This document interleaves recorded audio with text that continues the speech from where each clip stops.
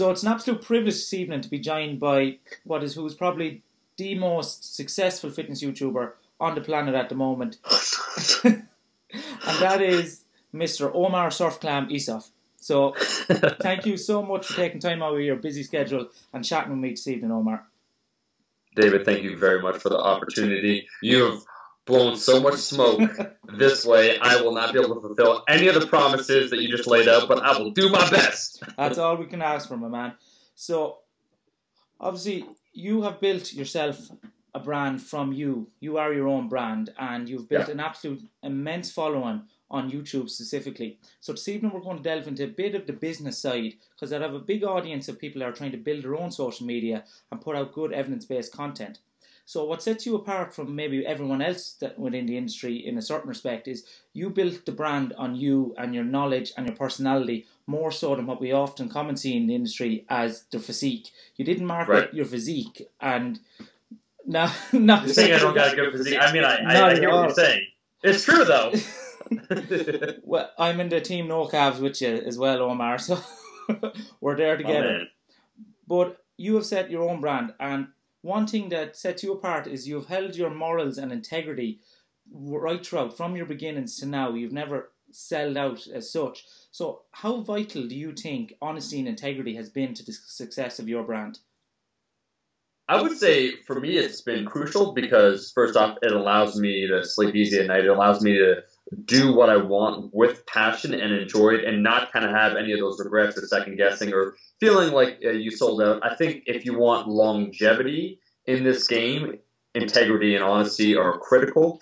I think some people kind of go in for the quick buck where they just see it. They see an opportunity. You know, you go on Instagram and there's like millions of followers for particular people, for Instagram models. They see them perhaps driving, nice cars, showing off monetary things, and so it's lucrative. It's like just like get in, get out, like use performance enhancing drugs, claim that you're natural, and then shift it over by saying that I use this product or I use whatever. I think for myself, in a sea of so many people kind of doing that, what helped not attract attention is just kind of going counter, and that's been overall one of my philosophies just in life in general. It's like if you see everyone kind of going one way, just ask yourself, it's like, why are they all going this way? Like, don't just follow the herd just because so many people are going in one direction. And I guess I realized that if I was to do something, I would want to be proud of it. I would want to feel that when I did it, I had contributed something to it, and that once again, I felt that on some level that an impact was being made. I'm not saying like a huge impact, but what I'm putting out is in some way, shape, or form helping other people out there. So I'd say for me personally, it's been huge because it guides my direction in terms of what I do and the path that I want to follow. Absolutely agree with you there. And how would you advise young people within the industry? Because it is very difficult, as you say, when you're kind of trying to stick to your morals and your integrity, and you see these other individuals who are making that quick buck and being very successful, of kind of selling out. There is somewhat, you feel sometimes you're fighting a losing battle in terms of putting out bullshit essentially versus trying to put out good evidence-based content. So were you ever had the temptation of maybe kind of letting your morals go somewhat? How do you deal with that temptation that inevitably everyone faces in times of their own crisis? Be cheap. Live within your means. No, but for real, when I say those things, I'm going to quote one of the all-time greats, one of my favorite frontmen of all time, David Lee Roth. He has a quote where it's love of the craft or love of money is what he says. And essentially what that boils down to, I think if you want to compare it as a one-to-one, if your sole goal is to make money or to monetize yourself as much as possible, then there will have to be compromises. So if you're someone that, as you say, is evidence-based and wants to put out good information, good content, not sell out, and then you want to look directly to those that are doing those things, that are selling out, that are compromising on their integrity and wondering like, oh man, like, how can I be like them? It's like, well, they made a choice. You also made a choice. You're kind of apples and oranges. So to think that you'd make as much money is a little naive, but also it's a question, should it be only about money? I think money, of course, is important, but also doing what you love, what you enjoy, and making enough that you can support yourself is the first goal, and then after that, everything's kind of bonus. And once you set it up that way, I think everything kind of flows easier where you set for yourself the things you want to do, and then you try and figure out how you can monetize it rather than the reverse. Like, you don't start from the get-go, like, how do I make money off of this? It's like, well, what can I do that I think will, again, impact people, add value, do something positive for either the industry or for a group of people, and then once they see value, they're ready then to give something in return back to you. So I'd say, yeah, it is something that everyone has to face if you go down this route where you realize you won't make as much money. You won't, you just won't be able to have some of those same opportunities, but or the opportunities what you want, or is instead maybe an impact or a relationship you build with your audience, or just having something that's bigger than yourself, quite frankly, would be another word that I'd say. So the temptation, of course, like money is always a huge temptation, compromising. It's a potential possibility, but one that for myself I've never entertained whatsoever. Like I do get why some people, and there are some people maybe, David, in, let's say, our side that then eventually do, and I'm not going to name names, but basically cross over, to like the other side because they come out for the quick buck.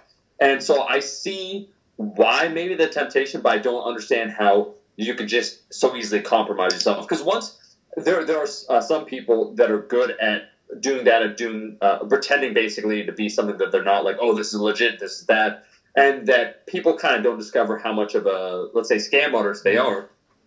But at the end of the day, you know what you're doing. Yeah. You know that you're not being honest, that you're not holding stuff with integrity. And so, years down the road, if you have any semblance of a conscience, you're not going to feel great. Yeah, exactly. And I think it's very important for people to understand that, because as personal trainers, fitness content providers, and especially supplement companies that we'll touch on later, you are preying on people's desperation and vulnerability at the base of it. And usually it's in a demographic or population that doesn't have much luxury spending. They're not from high income families or high income backgrounds, so there's any money that they have could really be used much more valuably in any other area. So if you're willing to take their hard-earned money just for the quick buck, it really, you do not belong within the industry, and it's something that you should even question yourself and ask yourself as a trainer or content provider, am I delivering or valuable content to others, and can I sleep basically well at night and happy that I'm doing the morally right thing? Oh, I would say I completely agree with that, which is why it's interesting when I was doing personal training, I was at a big box gym, and they'd feed you either clients or they'd feed you people, or you'd also sometimes approach people, and you'd discover that some of these people that they sold training to, like, had no business buying the training in the first place. And then you're stuck, being the personal trainer, you're trying to make the best of it, trying to give them as much as you can to them with their sessions. Like some people that bought like 8 sessions at like $75, $90 a pop, like that, again, they have no business when they're earning $13, $14 an hour. And I made the quick transition. That was one of my choices from my first job to basically a much more posh gym where the clientele, was quite well off. Where for them, it was no problem whatsoever for them to buy training. It's something that was kind of natural to them in that demographic, where it was attached to like a tennis club and a few other sports activities that they had, where they're just used to it. And so I remember one person, like, when we talked personal training sessions, that she came to me to sign up. She was with another trainer left. She wanted to train 5 times a week. And the package that she bought was like it was something like 180 sessions or whatever. Like, just like, and the cost per session was, just $100. But like, she did it like just in a blink of an eye. She wasn't like It's like, oh, you came highly recommended. I need a physical activity. I want to make sure that as the years go on, I'm able to play with my grandkids and all those things, like what I needed to do. I'm like, all right. So and so you can't have that mismatch between what you're trying to charge, the value you're giving, and then your clientele. How much money essentially that you're taking. It has to be something that is feasible for them is the first thing. Absolutely. Exactly. And I think if you're going to take the moral and integrity approach to personal training and building a social media platform, I believe patience is probably one of the key attributes you need. And that's the next question I'm going to ask. We can maybe start with patience, but what do you think are the key attributes to building a successful social media brand? These are all, first off, David, really good questions. I would say building a brand, as you just said, takes a lot of patience, because you have to build up respect in the industry amongst your peers. you have to give people results, or you have to impart them with enough knowledge that when they listen to you and then they apply it, they get something out of it. They're like, wow. It's like, so if you give a bench press tip, like, here's a way to increase your bench press, like, just try some of these cues, cool. Someone tries it, gets a result, wow. Then they're going to speak to other people about it. But because you don't have something instantaneous, what's offered up front by those that are aesthetically pleasing to the eye is their physique, right? And people make that erroneous connection between how someone looks and then how much knowledge that they have. Yeah. Or so to say, you could put it another way, that what they know, they assume made this physique, whereas there could be a lot of other things, genetics, let's call it pharmaceutical supplements over here, that is actually what made their physique. So people make that erroneous assumption, and also because these things aren't talked about openly in terms of use, it's kind of assumed it's like, well, this guy knows what they're talking about. So they are able to offer something up front with their physique to say, hey, I know what I'm talking about. And so it's an interesting proposition for most people that want to be evidence-based out there, where you have something against you. It's like you won't have most likely like a killer physique or something to offer up front as like a trump card, where it's like, wow, like take a look at that. And so what you have to build value to your niche over time, and then it's returned back to you in referrals from your audience to other friends that they have, other people, and that's how it slowly grows. And it's really one of those things where they talk about like the snowball effect or whatever, where you might, for a year, you might be putting out content and getting like 10 views, 20 views, 30 views, something like that, a few likes, and then a year later, like it turns into 8 likes, 16 likes, and then eventually, then it's like 20, then it's 30, and it goes on. But you have to be in it, once again, for the long haul, because when people take a look at your work, they tend to take a look, if it's evidence-based, at the body of your work. There's been no real writer that I could think of, YouTuber, anyone that does any of this stuff, where it was like one article and then suddenly it was just a light switch and it became this success overnight. People take a look then at the body of your work. Like, as an example, Greg Knuckles, his website is phenomenal, or now it's Stronger by Science, before his Strength Theory.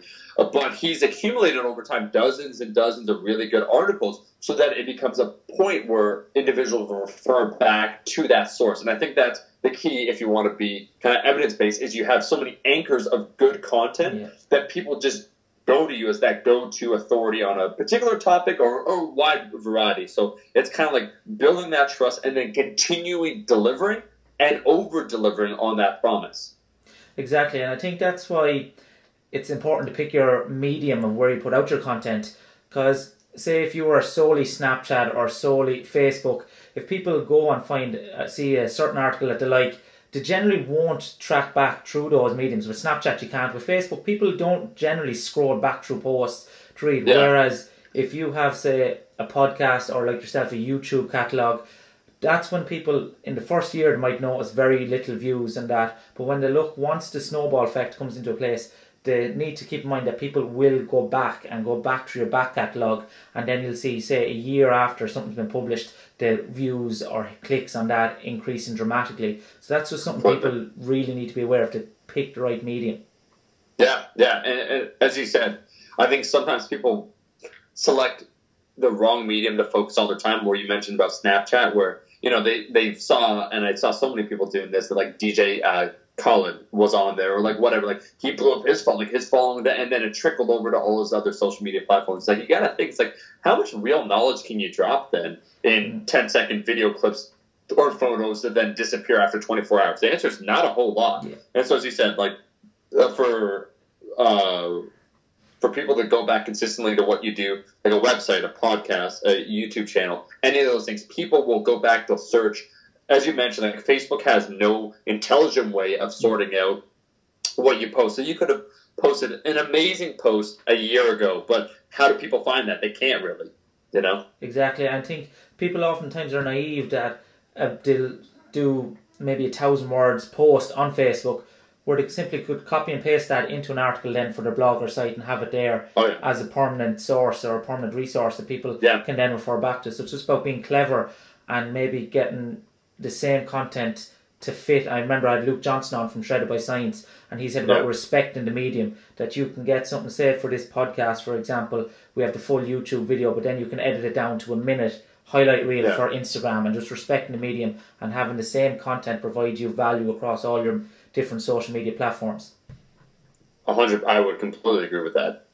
Brilliant. And obviously, when we look at building a social media brand and we're looking at it from a business perspective, we all have to deal with analytics and statistics in some form or another within business. We need to track progress. So for you as a YouTuber, how do you, or what do you say are the most important analytics and statistics monitor, or do you just go by, say, user feedback, fan base feedback, or what has been the most valuable to you? Yeah, so I use a couple different tools to try and analyze how things are going. The first one would actually be likes. And I use likes because they're a dependable way to track over time how you're doing, right? Like your like to dislike ratio. So first off, I think there's a balance. You don't want to have next to no dislikes, but at the same time, if you're putting out content that has 1 or 0 or just a handful of dislikes, it probably means it's not reaching a big enough audience. And so it's a ratio. It's a few things. I know I could see when a video reaches mainstream or outside of my niche or outside of the group. I had a video recently, like it crossed 500,000 views. And so because it crossed 500,000 views, it's introduced to people far outside of my normal niche. And then I was looking at the ratio and then the comments to try and analyze how my content does outside of my niche. But the first thing I do is I take a look at the likes, because likes over time let you know if your brand is growing on YouTube. Views are important.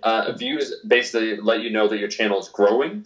But likes let you know how much the people that are watching your content enjoy your content. So there's a difference between getting more eyeballs and then more eyeballs that stick. And so it's kind of a combination. You can look at total views, you can look at monthly views, you can look at average views, and try and see growth. So how many more eyeballs you're getting. But then taking a look at how many likes you get tells you once again how much they enjoy it. And I think people get those two things kind of confused, where they'll look a little bit too much sometimes at total views as opposed to, once again, likes or then interaction. If you have like 1,000 people or a couple thousand people viewing your videos, or 1,000 likes versus 10,000 likes, but then you look at the impact that they have when they try and then convert it maybe to like a program they want to sell. It's like, well, you know what? They didn't actually they had views, but they didn't have that impact. And so the kind of bottom portion of that, you have the likes, but then you read the comments. And if you see some typical things for a channel that's growing, you'll see them saying, users having comments like, man, why do you only have X amount of subscribers? You should have so much more.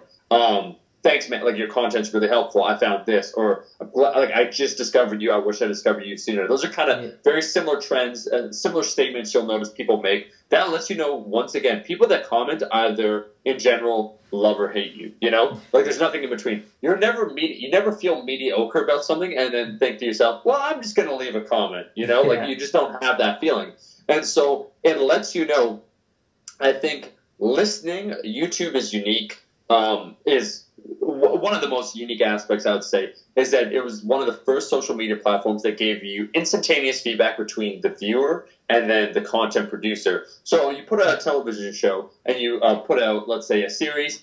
People watch it, then they talk about it, they tweet about it. You see the Nielsen ratings, I believe it's called, a bunch of other things. But it takes a little bit of time. YouTube, you see it right then and there. If you upload a video and people are thinking, man, this is your best video yet, they'll let you know in the first 10 minutes. They'll leave a comment. So I think it's a combination, David, between the total likes you get, which lets you know how much they're loving your content, views, which then assess if it's reaching a new audience, either through people referring your videos or like thumbnails, titles, all those things are just doing their job. But then also the bottom one is user feedback. What do they really think? What do they like? What do they dislike about your content? Those are the things that I pay attention to the most. Exactly, and I think it's very important what you know there, the difference for people that are up and coming in social media, to differentiate between a large following and a loyal interactive following. They're two very different things. And obviously your channel and your social media brand has huge interactive elements with your following and your fan base. What do you think is led to the success, or what would you say are the key elements to encouraging feedback and interactions with your fan base?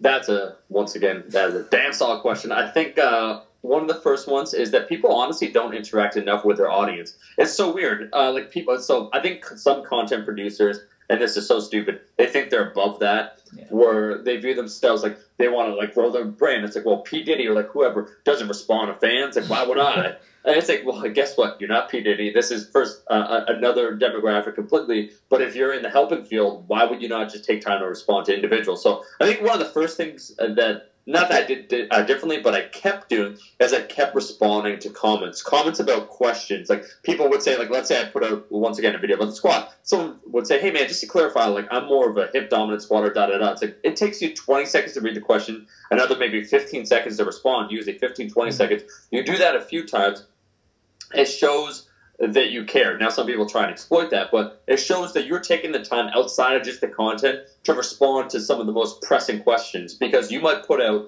a video and the video might do its job, but there's still some unanswered questions. So interaction is a result of how much effort I think you put into interacting with individuals in the first place. And you got to keep that level of interaction up. People, at first, when you first put out content, like I remember I got like 2 comments, you know, like, and someone said like, great video. I said like, thanks man, or whatever. But that song can't change. You have to keep that consistency. And I think after that, what helps people talk more, 2 things.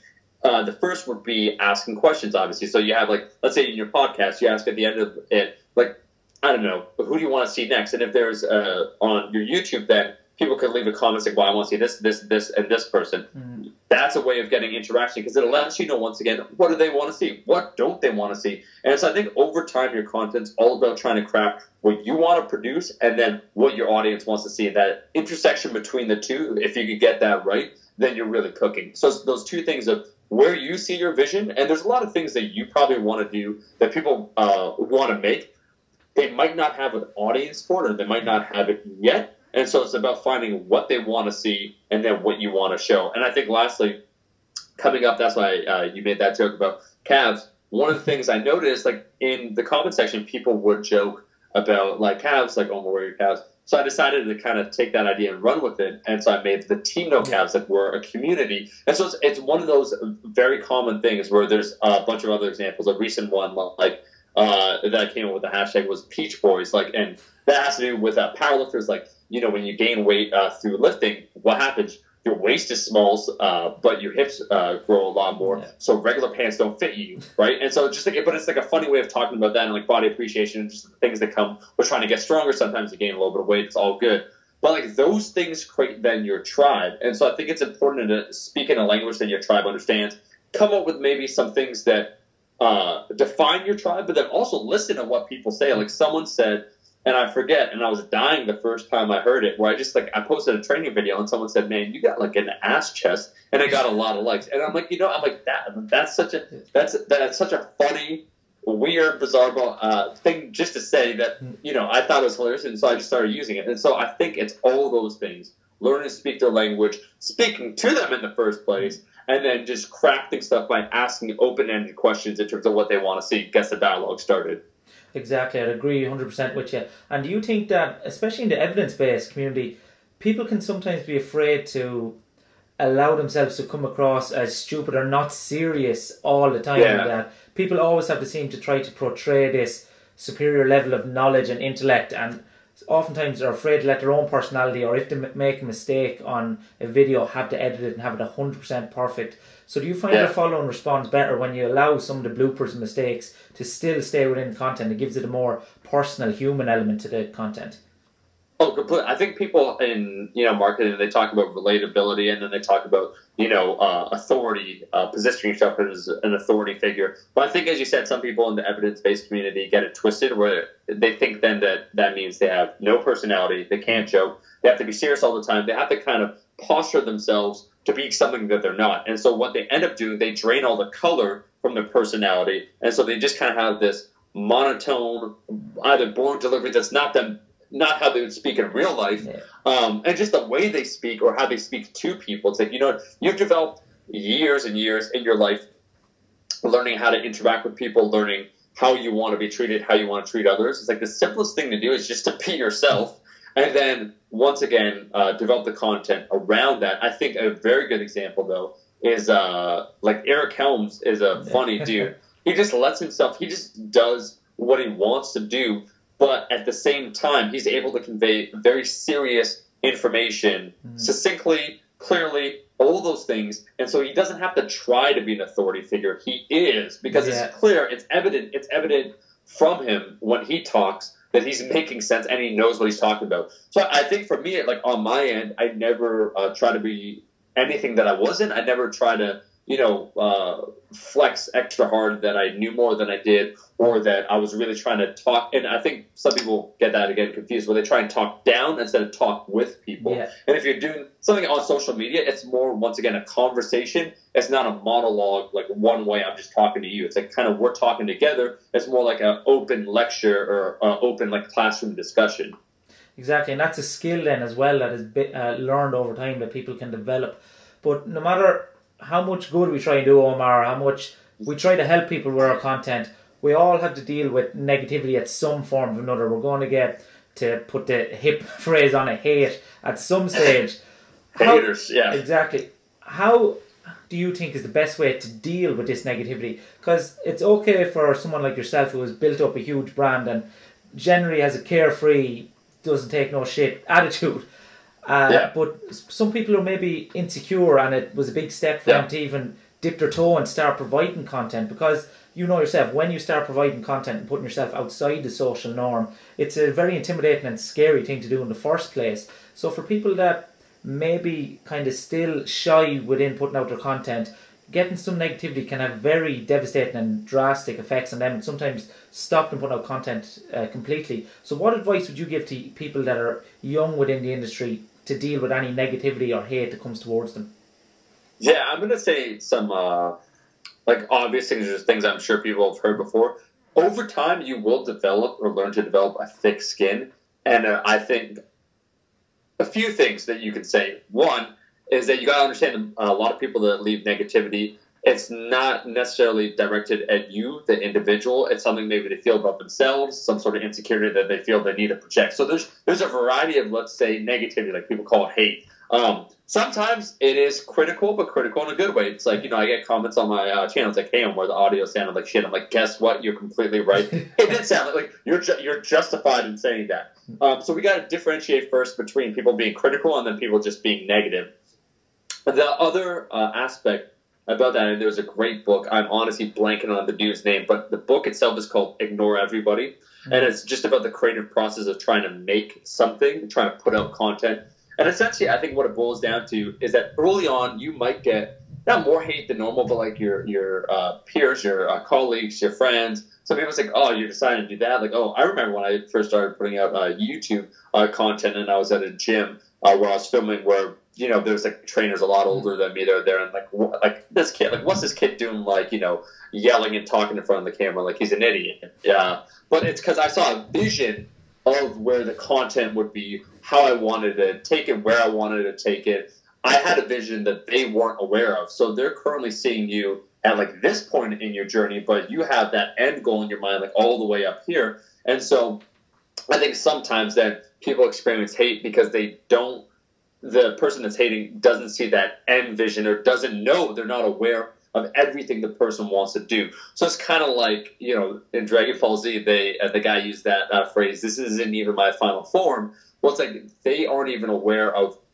how much potential that you have. Only you know that. And so you have to remember that for yourself, that right now where you are is it your best content you could put out? No. But it shouldn't be, because you're slowly developing, you're getting better and better over time. It's a function of just doing it more. How does anyone, like a musician, how do they get better? Guess what? They practice a whole lot. I got the piano back there. It's like people just practice. That's what you do. And so being in social media, it's unfortunate in the sense that your first piece, the first piece that you play, it's out in public. Like the only way that you get better is actually like literally practicing in public in front of people. And so it's like auditioning cold.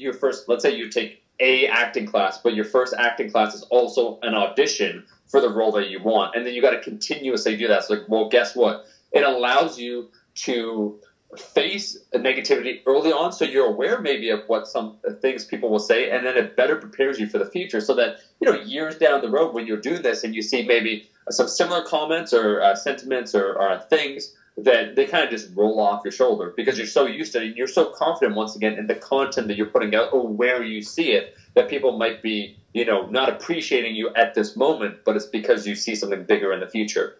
Exactly. And I think it's very important for people to realise, and it's a very easy trap to fall into, especially when you're starting out with social media content, that you might get 100 positive comments or feedback on a piece of content you put out, and you might get one negative feedback from someone, but it is too easy to just focus completely all your attention on that one negative comment and ignore the 100. So the ratio is 100 to 1, good to bad, but you seem to focus on the negativity. So that's one thing I find a lot of people within the industry, when they start out, tend to do, and it's a trap to fall into and should be aware of. Oh yeah, it's like, think about 100 people are saying positive things about you, 100 people, and one person is saying something negative. Just think about your social circles or everybody that you interact with. Most people probably have a positive opinion about you, but there's definitely people that have a negative opinion. It's impossible to please everybody, nor should you. I said that before. I actually think that attracting a certain amount of negativity is not bad, and what I mean by that, and try and qualify that statement, again, if you're not reaching a larger audience, you'll probably just have only your supporters, so the people that love your stuff. So you have 100% support. What happens over time as you grow and you get more exposure, people at first, once again, it's kind of like, well, this is weird, like, I don't know about that. And you're doing it right then eventually, where some of those negative people eventually then become fans. Like, my favorite comments are actually when I read someone's like, I used to think, Omar, that you're, like, a super hyper, or you joke too much, or like whatever, like various things. Like, but over time, I've come to, it's like those are actually, going back to the comments that you read and like the feedback you get, those are honestly some of the best ones, because it means that you took someone that didn't like your stuff, like flat out did not like your stuff, and then you turned it around. They now love or like your stuff. Exactly, and I forget who said it, but it's one of my favorite quotes. If there's not 8 or 10 people that hate you, you're probably not doing it right. I think it's a great quote as well. So. Obviously, when people start out in social media, one thing that people can tend to do is they need to seem to isolate themselves and put this content out solo, and they're afraid to interact or give credit to other people within the industry, that they won't acknowledge good work being done by others, that it might take the spotlight off them. But obviously, with your social media, you have done a lot of collaborations. So, like, you're good friends with Greg Nuckols, you've collaborated with Eric M, Brad Schoenfeld, all these kind of top-level guys. How important and how valuable, more importantly, has collaborations been to, one, extending your knowledge base, and two, the growth of your social media? Yeah, I would say they, in terms of my knowledge base, they've been critical. I've read guys like Alan Aragon. He turned me away from being a bro nutritionist to actually being informed about those things. And so I think, on one hand, you have to give respect to those that influence you the most. So it's just like paying respect to someone that taught you a whole lot. It's an opportunity just to say thank you when you first either reach out to them, or if you're in a position then where, it could benefit them, where you give them some exposure. But it's something that, as you said, I think some people oftentimes want maybe just all the attention to themselves, where they don't want to either cite their sources or like where they learned their stuff from. And that's foolhardy, because there's more than enough, let's say, recognition to go around. But more importantly than that, everybody learns from somewhere. My places that I learned, most of the places, they're very visible and they're easy to identify, and then they're easy to direct other people, because I know people want to have that knowledge. And so it's an opportunity then just to give that credit, interact with those people, and learn even more. I mean, I could say, I've run by a few videos that I've done specifically like with guys like Alan Aragon, where I base it off of something that he wrote, and I would just ask him like, hey, like before I post this, I want to make sure what I'm saying is 100% and complies with what you're talking about here. Does it make sense? And so there's kind of a thing where just interacting with those people at a level that possess such amount of knowledge in fitness makes you, one, thirstier for more knowledge, but two, just raises kind of your skepticism about certain things, like just things that you read about, where you have more of a, for lack of a better word, scientific mind, because you're interacting with so many people like that. They kind of have that correct mindset of how they approach new information, how they disseminate information, how they interpret it, all those things. And so it kind of trickles down onto you. I would say in terms of social media impact, they've had the people, like the knowledge bros, if we call them that, they don't necessarily get me more exposure. They're phenomenal knowledge opportunities, but it's not about, I don't think, one-to-one, like, oh, like how many views is this going to get me? I think to myself, is this good content for my viewers? And then it actually sometimes it turns into something. We did a 3-part interview series with Dr. Brad Schoenfeld, and, it was something where it was released, excuse me, it was something that was released, and it started, people watched it, they viewed it, and then eventually kind of grew its own audience where, like, collectively they got, I think, now 400,000 views, something like that, where they grew into their own audience. And so I think exposing some of these guys to a whole new audience is fun and exciting. And it's something where, again, they're kind of the forefathers or the people at the forefront, I should say, when it comes to conductive research. Like Brett Contreras is a guy like that, where he's at the forefront of doing all this research. It's like, why not share the latest and greatest information? So I don't tend to think about, let's say, reach or growth potential. I think about impact. I think about the amount of value that something's being given. And so I think you got to go with that, like, value-driven mindset. Yeah, I agree exactly 100% there with you, because people will often get on certain guests or try to hit up people just to grow their own social media base. And I imagine you get people trying to do it as well, that it's very easy to sniff out. If you're someone that has a large social media, it's very easy to sniff out someone who maybe is not getting you on for your content or your expertise, but rather just getting you on so in the hope that they'll give you some sort of shout out or plug and inadvertently grow their own social media. But would you say, as someone that maybe is approached, quite frankly, it's easy to spot the sincere ones from the insincere ones? Yeah, I mean, one of the key signs, if someone has no idea what you're about, any content you put out, and they kind of just reach out to you and they just really have no idea about your content, where it's clear they just want to leverage your exposure, then yeah, that's easy to spot. I think for myself, the number one thing I look at is how would this benefit my audience is the way I think. Like, again, does it have value? Like, it doesn't matter. Again, going back to this, there's a few, let's say, YouTube channels that I've done collaborations with where, they don't have, again, a lot of influence, but I think, like, this is damn good information. Like, people should know about this. And so I think about how much value something adds. And so there's definitely been times, like, there's some people that I'm cordial with, that I'm friendly with, that maybe want to do collaboration. I'm like, you know what? This type of content, I don't know if it adds a lot of impact into what people are doing, so we can transform it another way. And so oftentimes, if I train with someone instead of, like, putting out a video with them, then that's just a way it's like, let's just grow out and have some fun, because that's a component of it too. But I think you can sense people's intentions definitely over time. Great. And so that is pretty much social media wrapped up and building a business. So if you were to give people, say, 3 quick bullet point key pieces of advice for growing your social media brand, what would they be, Omar?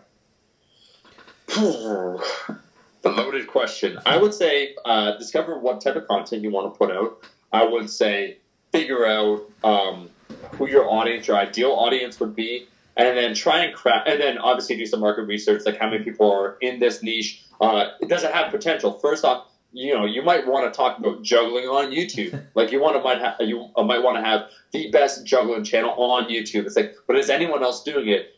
If not, that doesn't mean that's not feasible. Maybe someone just hasn't done it until this point.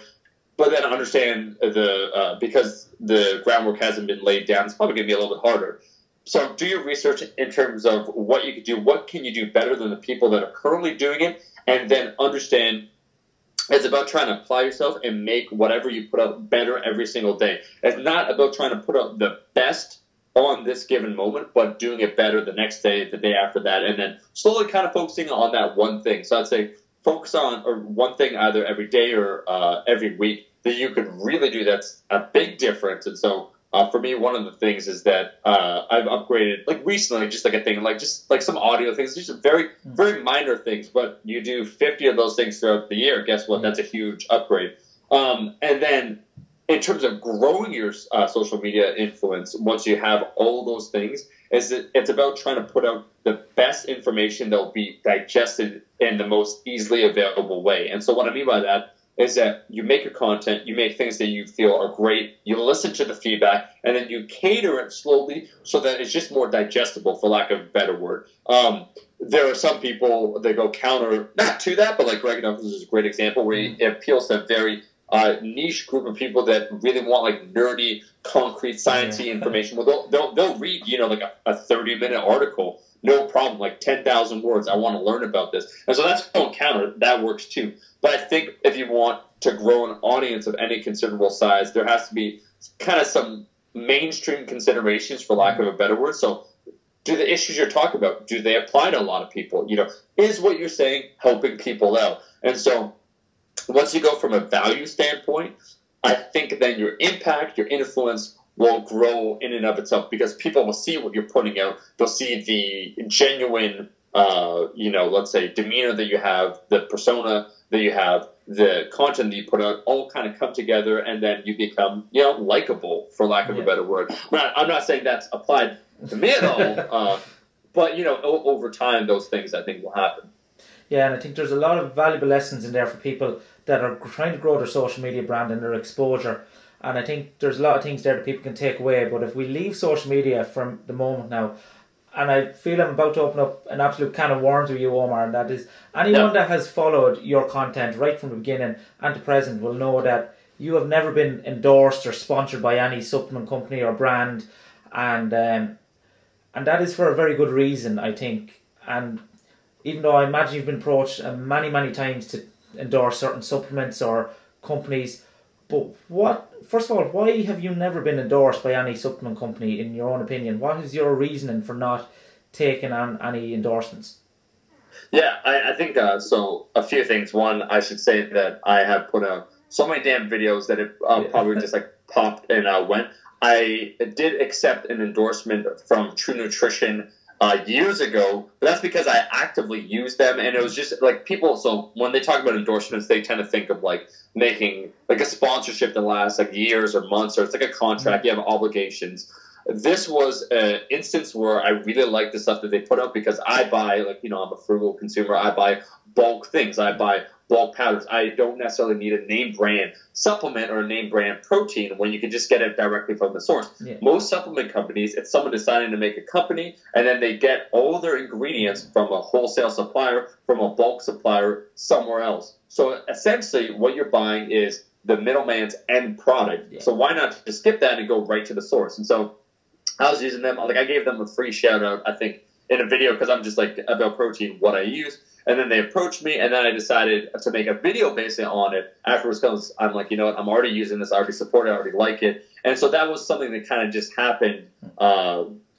Everything lined up and it worked out. And that's why I accepted that. But again, it wasn't a sponsorship. It was an agreement to do a video about something I already was talking about, but then I would be compensated. And then I think one of the crucial things, you have to give a full disclaimer. I hate when I see people talking about something where it's like, hey, this is really like random and weird, but this comb, I don't know where I got it, but I've been loving this comb. It's like they paid you money to talk about that comb. So I think, again, that transparency is important. I think also I've just been always hesitant to ever endorse anything because, one, I have to believe in it.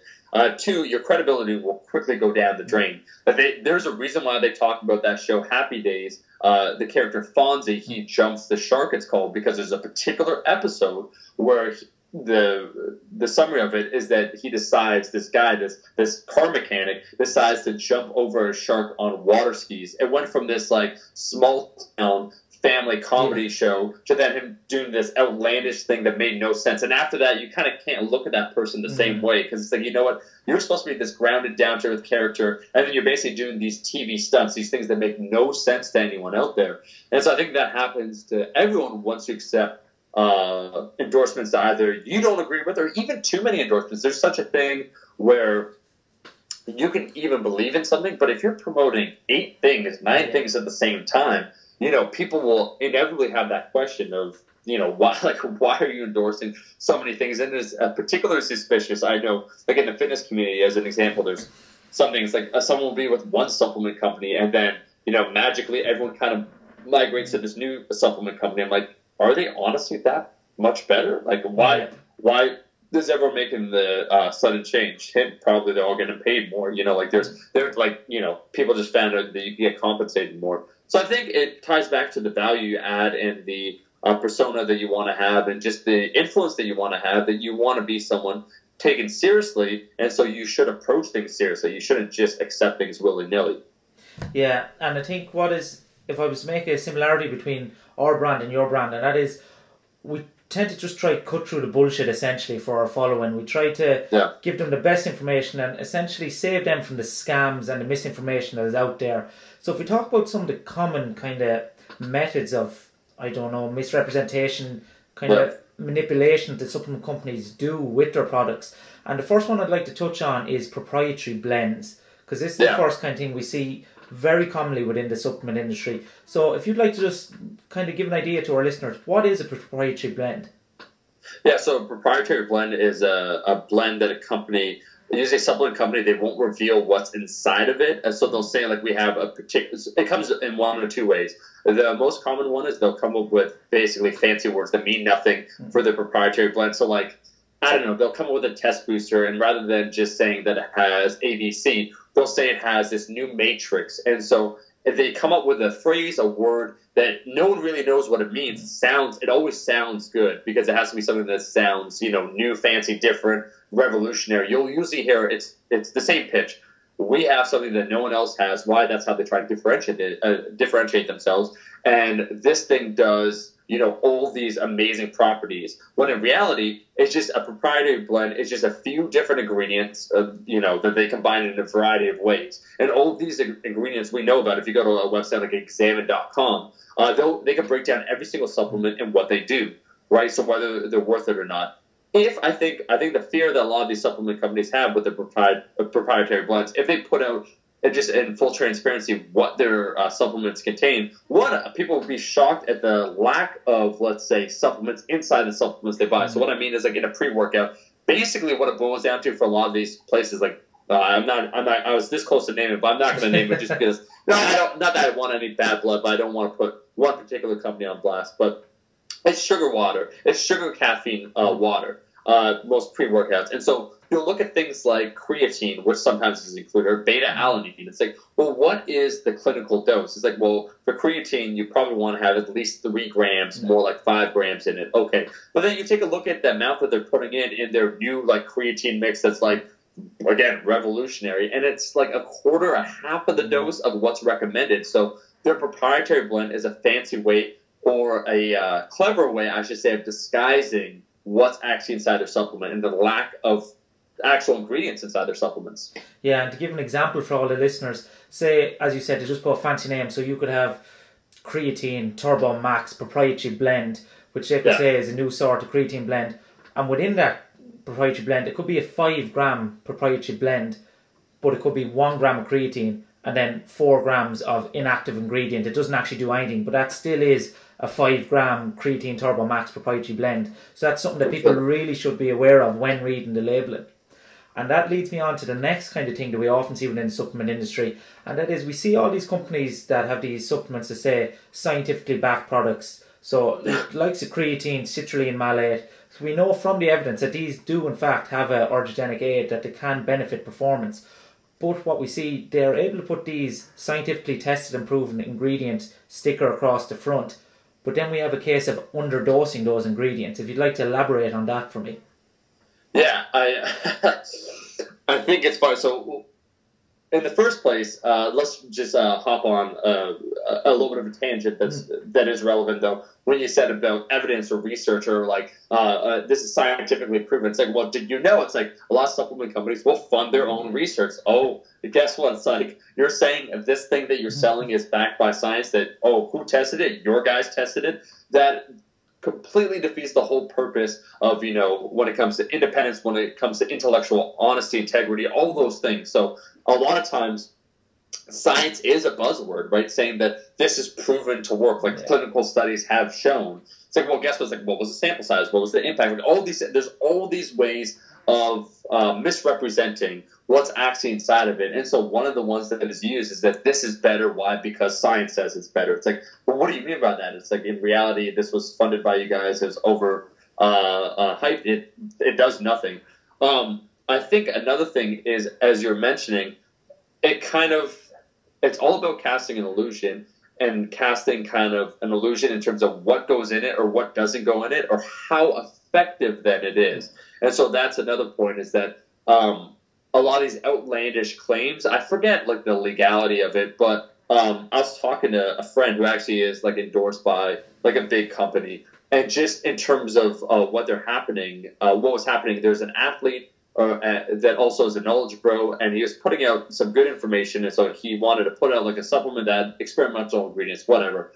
But the controversy came that the supplement company, because it honestly is expensive, they cut the amount they're putting in from, I'm making this up, but like from 5 grams to like 1 gram, and nobody knew, so they were underdosing. But there's a certain amount of percentage of leeway that people are given, I think, in the supplement industry, just because it's not regulated in terms of what they can claim versus reality, what they can say versus reality, and all these things. So essentially, they like to say, not that they're embellishing, but they're hyping something up. It's like, it's fancy lying, for lack of a better word. So it's all these various things that they use. And as consumers, what sucks is that if someone's paying like $10 million worth of marketing, I'll say, to get this supplement in front of you, you're probably going to be like, wow, like that doesn't sound bad. When in reality, it's $10 million of fanciness just to sell you gunk.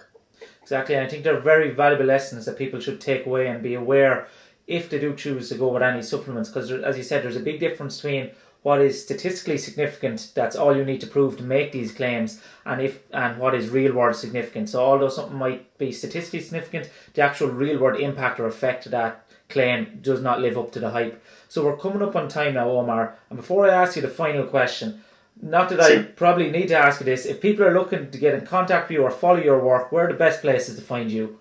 I would say, my man, it would be just YouTube would probably be the most important one. So just my name, Omar Isuf, OMAR-ISUF. Is the big one. That's the one where I put on actually the informative content. There's like Instagram and like Facebook and stuff, and that's cool. There are some posts that are informative, but like the big one is YouTube, just because that's where all the information is given. Much like for you, like it's the podcast that drives kind of things. Exactly, and I'll put the links to that for show notes, so for anyone that wants to find them.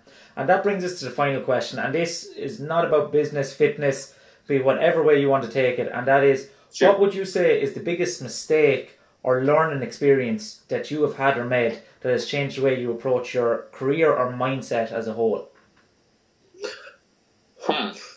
Was that one of the... Hey, David, because you sent me the question before, was that a question written down or no? Yeah, that was big, bold, final question. Because I remember all the other ones, I probably just read it and then glazed over it.